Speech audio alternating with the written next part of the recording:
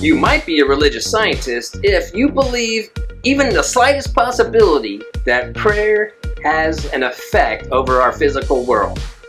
So let's read from our core principle number 4 from religious science. Prayer. All good is eternally available and ready to flow into human experience. We activate this flow by means of prayer. Through affirmative prayer or spiritual mind treatment, we increase our consciousness of good eternally flowing to us. So what this means and is saying is that the universe, infinite good, wants to come into our experience. It wants us to choose and create our reality according to our desires. Now, we have within us an internal compass that kind of directs us to where we would want to go. That's where we have desires and likes and preferences.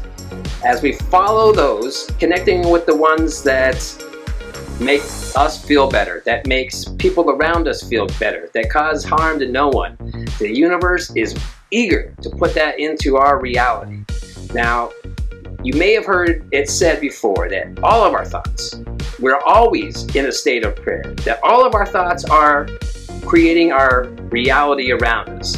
And yes, that's true. And it's also, we have to keep in mind that there's lots of other thoughts that are all contributing to our collective consciousness, to our collective reality.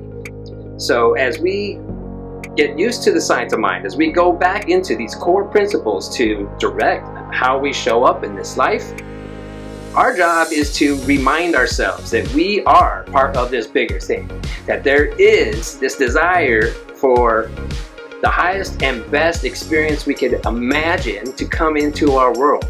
And then we have to expect it. And that's where affirmative prayer comes in. We simply align ourselves. We remind ourselves that there is this bigger thing. And then we remind ourselves that we are that everyone around us is that. Everything in our experience is that.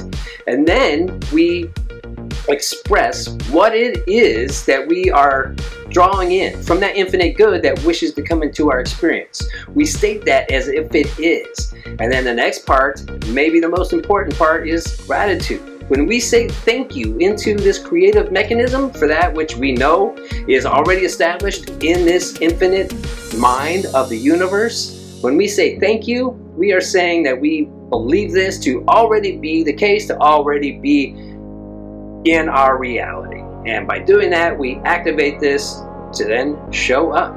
And then we let it go. We let this knowing go because it's all in the knowing. Everything begins in mind. So we let it go, just knowing that it is sure to be.